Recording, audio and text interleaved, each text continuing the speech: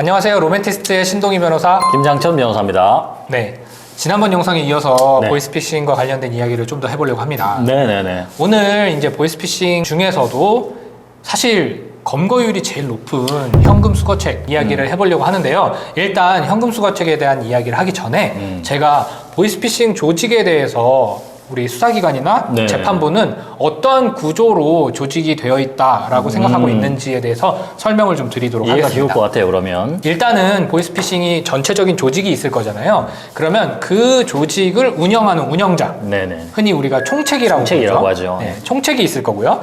그리고 각 팀원들을 관리하는 관리책이 있을 거예요. 네, 맞습니다. 그렇죠. 네. 뭐 임원처럼. 그렇죠. 그리고 직접적으로 전화를 하거나 메시지를 보내는 유인책들. 맞습니다. 뭐 콜센터라고 부르기도 하죠. 직접 전화하죠. 네. 그런 대부분 사람이 중국에 있어요. 안 잡힙니다, 잘. 그렇죠. 있고 그리고 오늘 저희가 다뤄볼 네. 현금 수거책. 직접 현장에서 피해자들로부터 돈을 받는 우리의 이제 젊은이들이 되겠죠. 사람이 있을 것이고, 이제 모집책이라고 해서 그렇게 현금 수거책들을 모집하는 네. 홍보 글을 작성하거나 대포 계좌들을 가지고 오는 이런 모집책이 있고요. 이렇게 하나의 보이스피싱 조직이라고 본다면 이제 곁다리로 이 보이스피싱 조직을 돕는, 이제 흔히 뭐 장집이라는 말도 네, 쓰는데요. 네, 네, 네. 이제 대포 계좌를 대여하는, 그 계좌를 대여하는 장집이 네. 이제 방조 형태로 네, 네, 보통 이제 구성이 되죠. 그래서 이렇게 전체적인 피싱 범죄를 보면 이제 총책, 관리책, 유인책, 네네. 그리고 현금 수거책, 모집책 네네. 이렇게 구성이 돼 있다고 생각하시면 될 것 같은데요. 그 중에 네. 현금 수거책. 네네. 이제 실질적으로 네. 돈을 전달한 사람이죠. 돈을 어딘가에서 받아와서 어떤 사유로든 어디에 전달해줘라. 네. 라고 실질적으로 행위를 한 사람. 이제 현금 수거책이라고 하는데 네. 대부분이 이제 우리 대학생들 고수익 알바다. 이렇게 해서 알바 사이트에서 막 올라오잖아요. 네. 이것을 보고 이제 연락을 해서 내가 진행을 하게 되는 거죠. 네, 보통은 이제 말씀하신 것처럼 아르바이트 사이트나 게시글 아니면 직접 고액 알바 이런 걸 검색해보고 네네. 그냥 간단한 알바다 그래서 연락을 해보면 네. 별일은 아니고 네. 우리 회사에서 직접적으로 계좌이체가 어려우신 분들한테 현금을 받아오는 경우가 있는데 그 돈을 받아다가 어디다 전달만 해주면 되는 아주 간단한 일이다. 뭐 그런 것일 수도 있고 아니면 뭐 정말 합법적인 거다. 세금 문제 때문에 이렇게 하는 거다라고 말을 하는 수도 있고. 네, 그래서 그건 뭐 어쨌든 여러 가지겠죠. 그런 이유로 발을 들여서 이제 보이스피싱과 관련된 자금들을 운반하게 되는 거죠. 맞습니다. 네. 현금 수거책이 결국에는 되는 건데 사실 이게 또 문제가 되는 게 형이 너무 세요. 네. 현금 수거책으로 이제 진행이 되면 대부분의 경우는 일단 나는 몰랐다라고 진행이 되거든요. 왜냐하면 실질적으로 몰랐을 것이기 때문에. 그런데 현실적으로 소송에서는 잘 받아들여지지 않습니다. 그래서 합의가 제대로 이루어지지 않는다면 대부분의 경우가 실형을 받습니다. 자, 여기서 중요한 건 이 현금 수거책 분들이 왜 대응을 잘해야 되냐면 결국에는 돈을 받아서 전달하는 사람은 이 현금 수거책입니다. 맞습니다. 그러면 우리나라가 다른 나라보다 굉장히 많은 게 있어요. CCTV. 아, CCTV가 우리나라에 정말 많아요. 그럼요. 네, 그렇기 때문에 돈 받고 전달해 주는데 얼굴 다 찍힙니다. 그럼요. 그래서 이 현금 수거책들은 무조건 검거돼요. 검거되면 결국에는 이제 수사기관에서는 보이스피싱 잡았다라고 생각하면 어떻게 하겠어요? 이 사람 계속 수사해야 되잖아요. 맞습니다. 조직도에 현금 수거책이 들어있어요. 그럼 너는 보이스피싱 범죄의 조직의 일원이다. 이렇게 해서 수사가 이루어지는 거예요. 맞습니다. 그래서 이제 변호사를 찾아오거나 아니면 결국에 이거잖아요. 나는 이게 보이스피싱을 몰랐다. 내가 한 행위가 범죄가 되는 것을 몰랐다.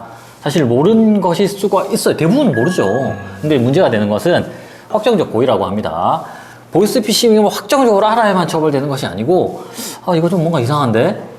이게 범죄에 이용될 수 있는 가능성이 있겠다라는 사실을 인지했다면 미필적 고의가 인정돼가지고 사기방조죄가 인정되는 겁니다. 그래서 대부분의 경우 이게 사실 내가 몰랐다라는 주장이 잘 받아들여지지가 않아요. 자, 그러면 이렇게 지금 보시면서도 생각할 수 있을 거예요. 아니, 나는 그럴 수 있다라는 생각조차 안 했다니까. 그러나 이런 미필적 고의와 관련된 것은 정황상 그랬음이 틀림없다. 아니 이렇게 뭔가 돈을 계속 날랐는데 이상해 계속. 네. 뭔가 이상해. 그러니까 처음에는 이랬겠죠. 처음에는 뭐 알바구나 해서 한두 번 했겠죠. 그런데 한 3번, 4번, 5번 하다 보니까 뭔가 이상해요. 그럼 이 시점에는 멈추고 자수를 해야 된다는 겁니다. 그래야 내 미필적 고의 주장이 먹힐 수가 있다는 거예요. 네. 그렇지 않고 계속했어? 이러면 사실 이제 인정이 되는 거죠. 김 변호사님이 말했듯이 수사기관이나 재판에서도 이런 시선으로 현금 수거책들을 바라보게 되는 겁니다. 아무리 내가 진짜 이거는 나는 일반적인 일이라고 생각했고 혹시 범죄일 수도 있겠다라는 상상조차 해보지 못했다라고 주장하더라도 네네. 계속해서 반복적인 불법에 가담하였고 일반인의 관점을 봤을 때 충분히 이상하다라는 점을 느낄 수 있었음에도 불구하고 경솔하게 그것을 알지 못했다면 미필적 고의를 인정할 수 있다는 것이 그러니까 판례의 태도인 거죠. 그렇죠. 이런 거죠. 뭔가 이상했다. 그러면 우리가 요즘에 한번 검색만 해보면 보이스피싱 쫙 나옵니다. 그죠? 그리고 나서 너가 한 조사를 한번 해봤어야 된다. 뭔가 이상하면. 아니면 전화를 해서 확인을 해보거나 알아봤어야 된다. 근데 그런 걸 하지 않았다. 따라서 너는 미필적 고의다. 이렇게 인정이 되는 거예요. 근데 정말 간혹 드물게 진짜로 무죄가 되는 경우가 있어요. 그거는 이제 정말 한 번 했는데 뭔가 이상해서 곧바로 자수를 했거나 아니면 뭐 외국인이 자수를 했거나 이런 경우에 이제 무죄가 인정되는 경우가 있죠.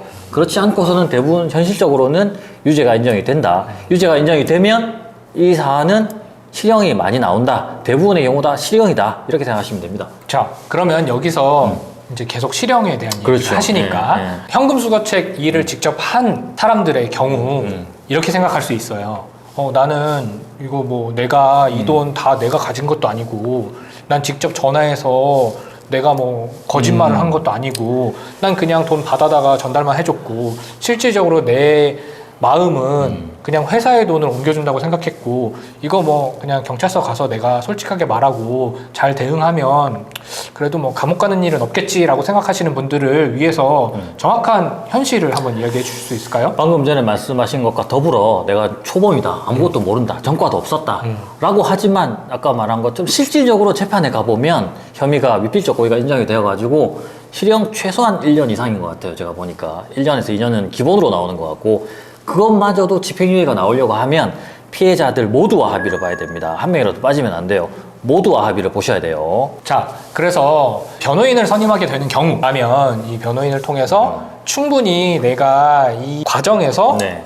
실제로 알바로 접촉을 한 것이다라는 네네. 증거와 네. 그 다음에 이거 내가 미필적 고의를 만약에 인정받더라도 내가 완전적 확정적인 고의로 네. 도와준 것은 아니다 네. 라는 점과 그리고 내가 실제로 수익을 얻은 것은 전혀 없다 그리고 피해자에게 사과하고 합의하려는 노력을 했다 네네네. 라는 부분들을 최대한 소명을 하고 그렇죠. 대응을 해야 맞습니다. 간혹 있는 집행유예라든지 아니면 네네. 실형의 정도를 줄인다던가 할 수 있는 가능성이 있다는 말씀이시잖아요. 맞습니다. 그리고 이렇게 생각하시면 돼요. 이제 어쨌든 나는 진짜 몰랐다, 변호사님. 나 너무 몰라서 너무 억울하다. 근데 현실이 미필적 고의를 인정해야 한다면 내가 인정해야만 하는 것인가?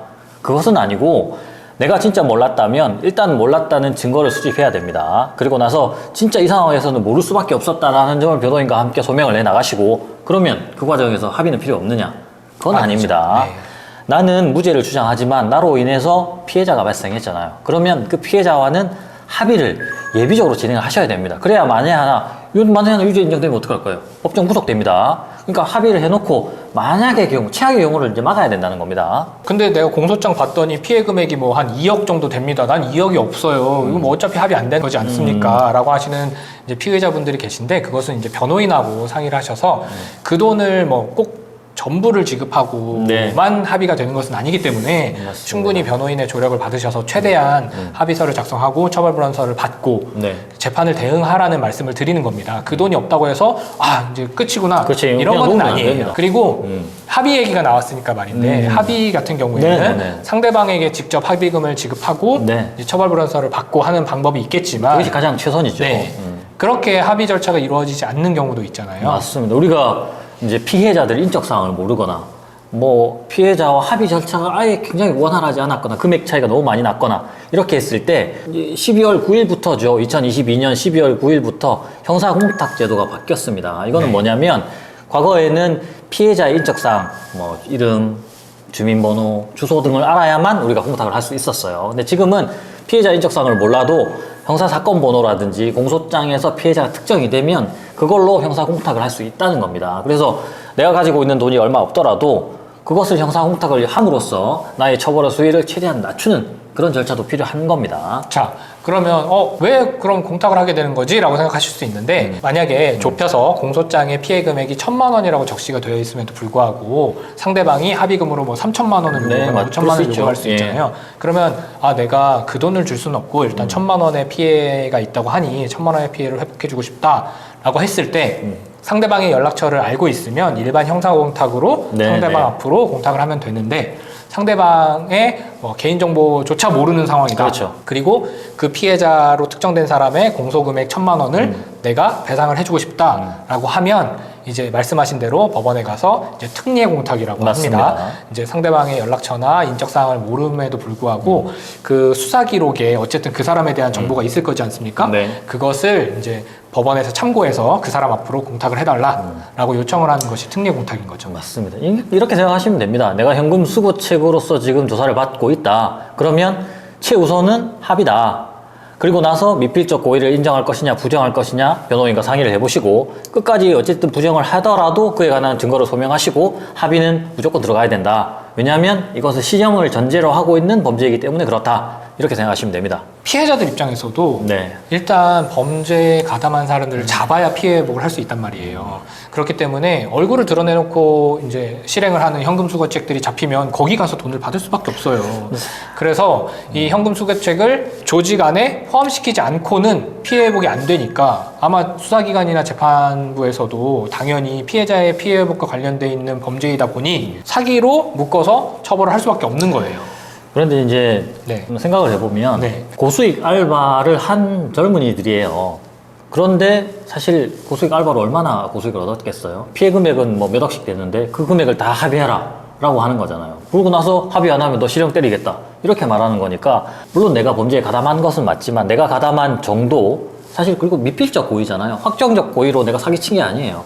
이거에 비해서 너무 형이 과하다라는 생각은 충분히 듭니다. 네. 그럼에도 불구하고 우리가 이 범죄에 연루되면 이런 절차를 진행해야 된다는 것은 맞습니다. 저희도 이야기를 많이 나눠봤는데 피해자의 입장에서 피해 회복을 위해서는 충분히 성수거책을 강하게 처벌하면서 합의, 피해 회복을 유도할 필요성이 있다라는 정책적 고려와 네.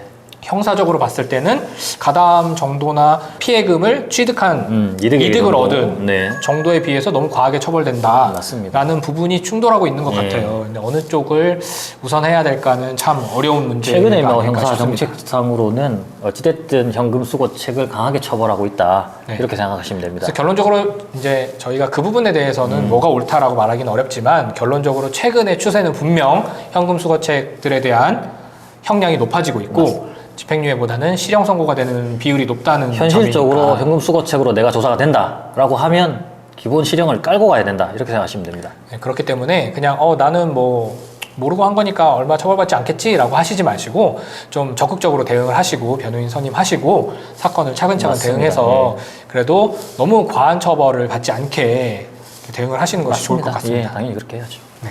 오늘은 여기까지 말씀 나누겠습니다. 감사합니다. 감사합니다.